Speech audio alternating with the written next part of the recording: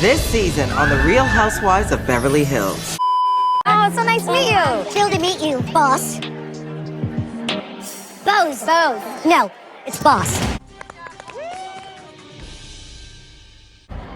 He's saying the boss. Yeah. I'll take it. I'll take that. What's up, y'all? It's Brian Keith, and I'm back with another video. And today we're going to talk about The Real Housewives of Beverly Hills, season 14, episode 1.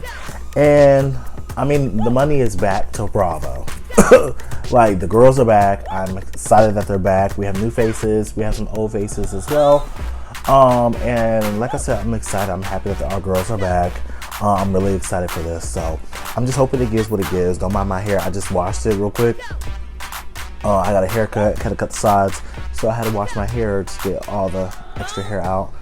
But yeah, y'all, like, comment, subscribe, and let's get into the video. Yeah, let me check my shit real quick. Hotter than the fire coming out my flaming lips. You wanna play with me? You can't play in me.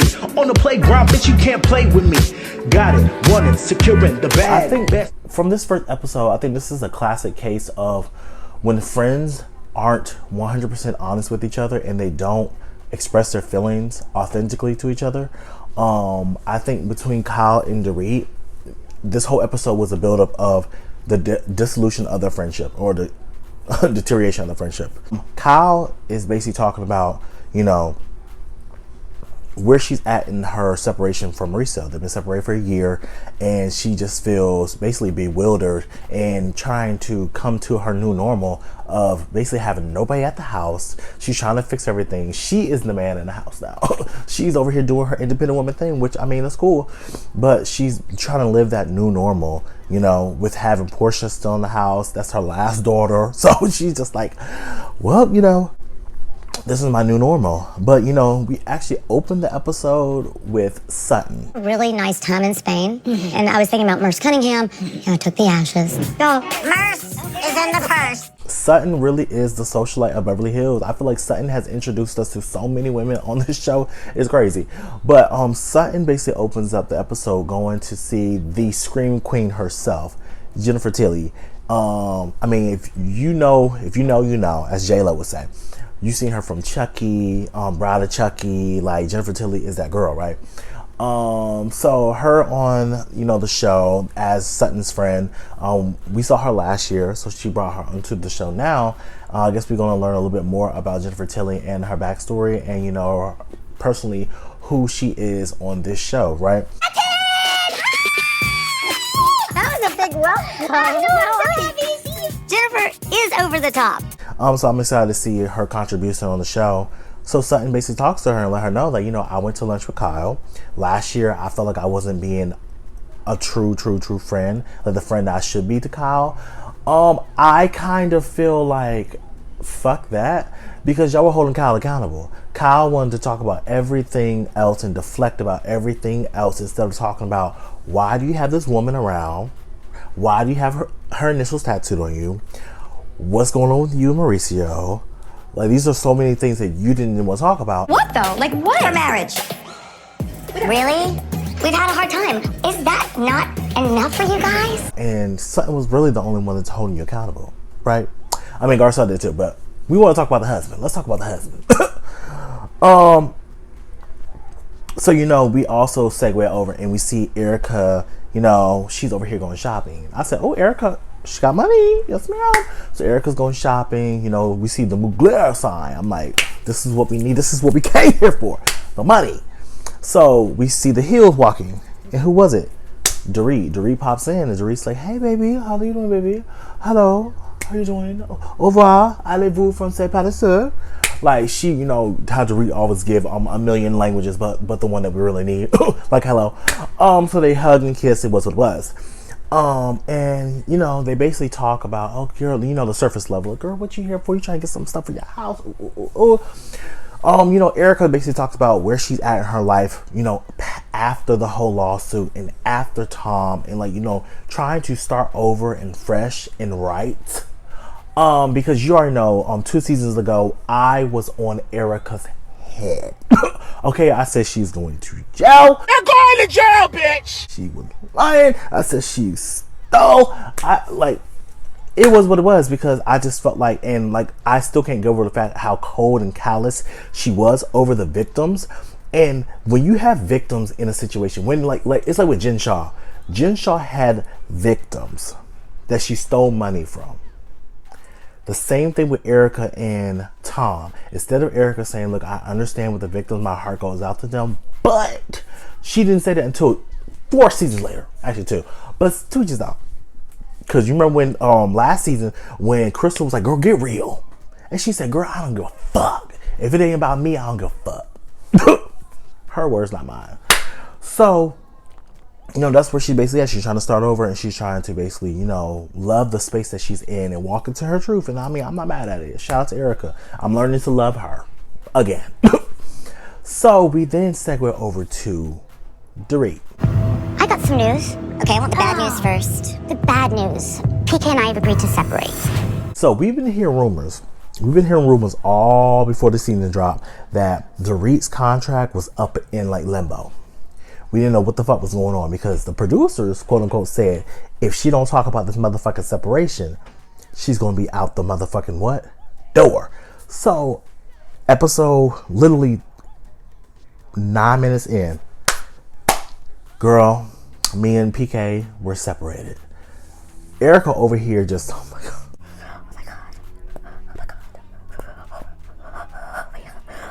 Okay, I'm gonna cry.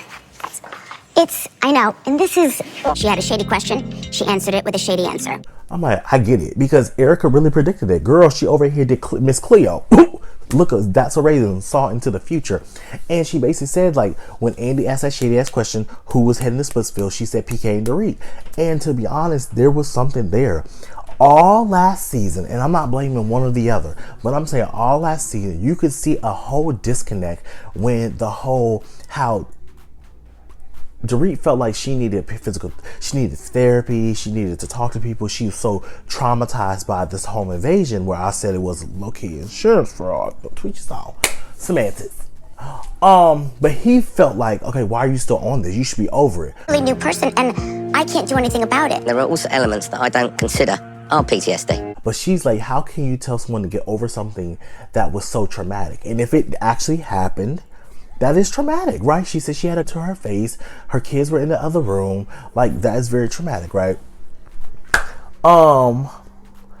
So he basically, and I'm trying to like sympathize with her because I can just only imagine, right?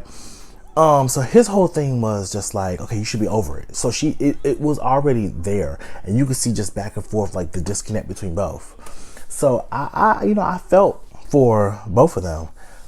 Erika tells her, I'm going to see Kyle after this. I'm going to her house. Dorit's just like, she asked her, like, what do you want me to say? You want me to say, anything? You want me to keep it hush on the low? What you tell me. And I know you guys have other things to work out, and that means a lot. I would rather you didn't, okay? So she tells her, like, at this moment, I don't talk to Kyle. We haven't talked since the reunion. Keep it to yourself. Like Erika said, bet, I'm not going to break your trust. We see, Erika actually makes her way over to Kyle's house. Like I said, Kyle is over here, Mr. Fix-It, Mrs. Clean. She's over here doing everything by herself.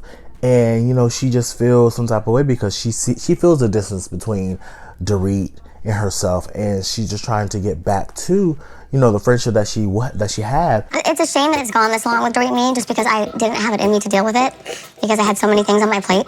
But on both sides, I feel like Kyle's a little more vocal than Dorit, but they both kept certain things. It wasn't authentic with each other about how they felt. And I feel like Dorit held a little bit back just because Kyle was going through all the shit she was going through, and she was trying to be a soldier for, sister soldier for Kyle.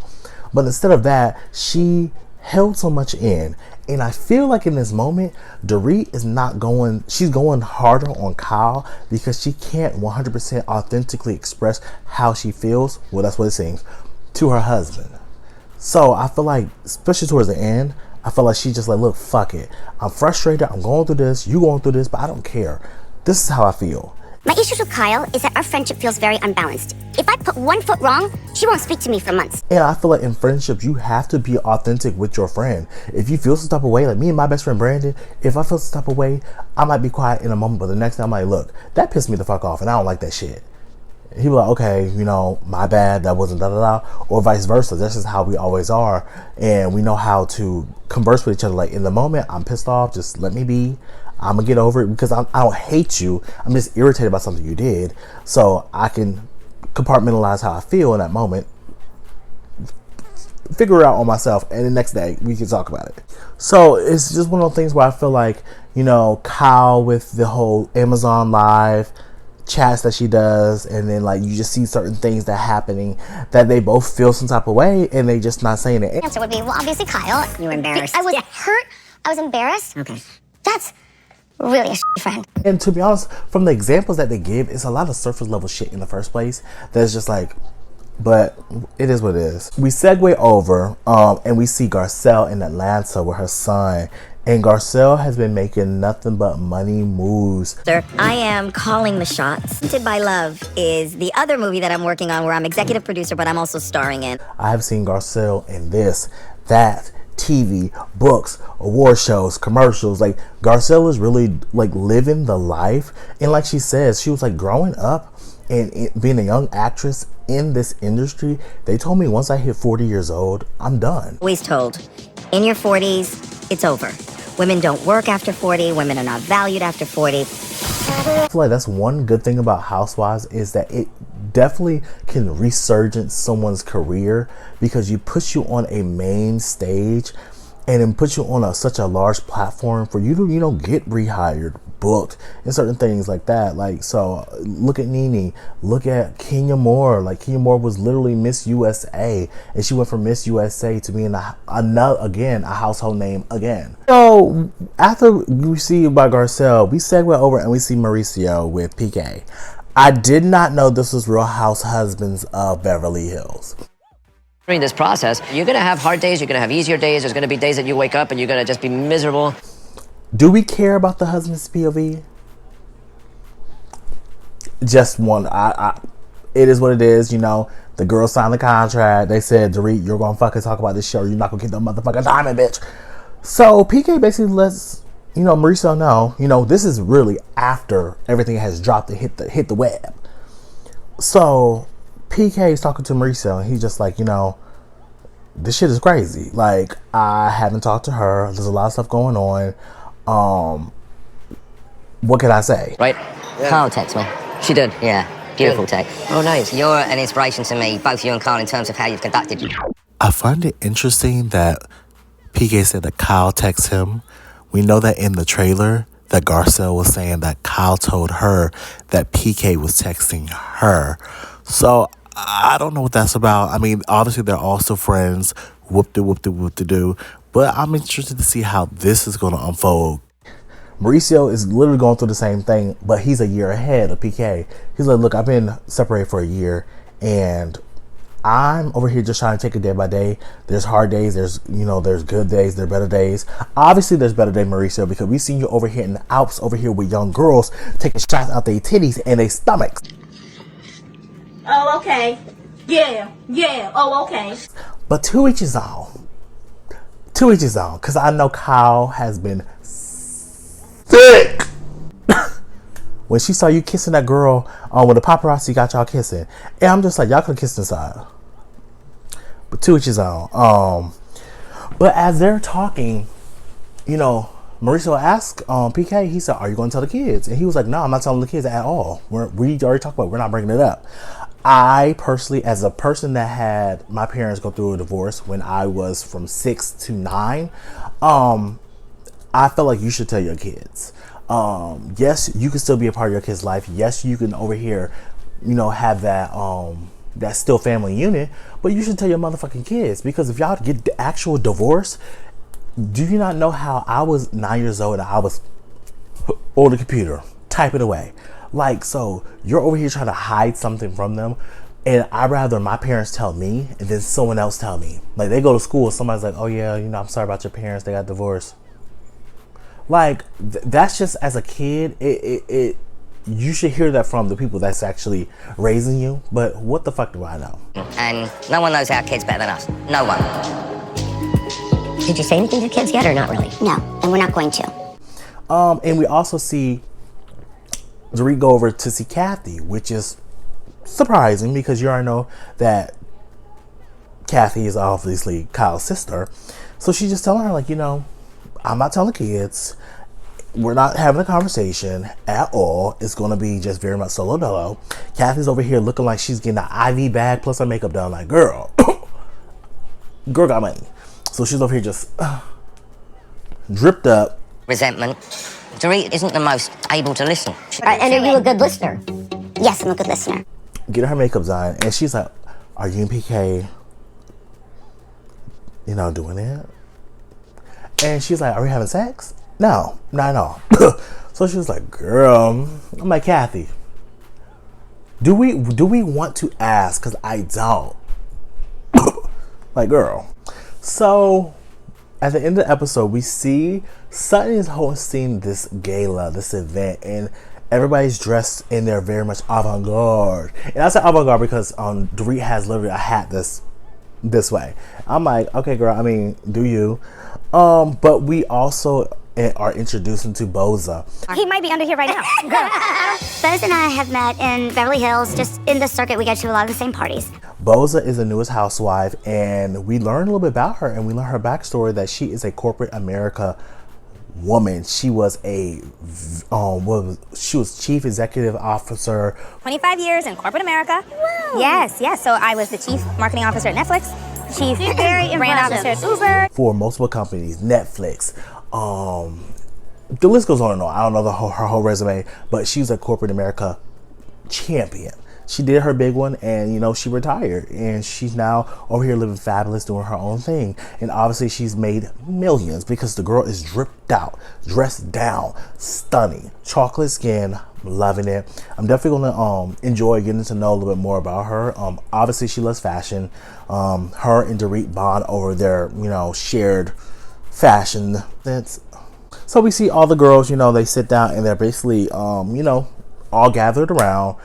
So Boza is sitting in the chair. Erika's there. Everybody's there. Kathy comes in last. She's like, "Oh my God, hi everybody." And I said, "This is Boza." She said, "Boss?"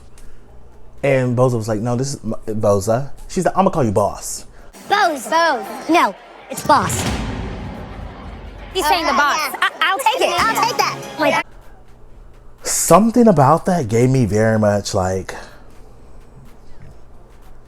if you know, you know, because I don't like that. Yeah. But they all, Kathy's basically, I'm getting hot, I'm getting flashes. I'm getting flashes, Kyle. Take it out, Kyle, take it out. Girl, they rip her hair out in the middle. Like, and Boza's like, I have never seen no shit like this. This is one ghetto. Y'all want to talk about other ghetto. I'd be sitting here like this, holding it up. But for me to take it off and sit it in the chair, when I tell you never seen that in my life. And like, she's just over here just taking the clip-ins out, putting it right there on the couch. We have a little performer come. I say little. I don't know this woman. No shade. I have a performer come. She does her performance. But at the end of the episode, Kyle and Dorit sit and they have the conversation. Basically, Kyle says, "Look, I know that we haven't talked in a minute and you feel some type of way about the whole Amazon Live thing, but I promise you it wasn't in a negative way." It was obviously what I said on Amazon Live. Well, that was the proverbial straw that broke the camel's back. At all. And Dorit's just basically saying like, "No, I'm going through a lot, so I know you've seen the headlines, but yeah, we have a lot to talk about. I feel like you always get your opinions out and I can't get my opinions out, and I'm kind of tired of that narrative. And the reason why I'm coming a little pointed because Kyle's like, well, I feel like you're getting aggressive, and Kyle loves doing that. Very honest. I'm gonna need you to listen now, okay? What's happening to you? Why are you doing that? I'm fed up, Kyle. And are you not? And that's what pisses me off sometimes about her, because it's like she could be pointed with the way that she talks with people, but when they be pointed back with her, Kyle just, I feel like you're being aggressive. Well, bitch, we're not cool right now. So if you don't like it, you just don't motherfucking like it. Period. Right? But Dorit just tell her like, this is basically the new me, and you got to get used to it because this is my feelings and this is how I feel. Also, I find it funny that I feel like Dorit has made a point to say that PK is an alcoholic. He's going to programs. He's turning his life around. She made that such a point to Erika, then to Kathy, then to Bose. Then like these are certain things that she's doing to basically paint this narrative. If he is alcoholic or not, we really don't know because he hasn't said it as of yet. But that's interesting. is an alcoholic who just discovered, and he's actually on the journey of sobriety, doing the steps in the program. It was a cliffhanger. Y'all, I'm so excited for Beverly Hills. The girls, they're about to give, and I'm excited. I'm definitely excited to see, you know, the new ladies that are coming in. Kathy is actually an official friend, I guess. But y'all, let me know what you guys think about Beverly Hills. Like, comment, subscribe. New York will be next. We'll see how that goes. Like, comment, subscribe, and I'll see you guys in the next video. Brian Keith, LG, Black View. Bet you didn't know we the Holy Trinity. Now let a God stop a dollar, break your head here. Step into the room and get up in the bed. It tastes sweet, that's cause I'm good. It tastes sour cause I'm better than the hood. Cause I get you hyper when I'm running all around cause I excite you. Let me talk real quick. You can't even get with the shit. You wanna go toe to toe with my flow? This African all I really asking for. Now I got to go. Got. Bye-bye.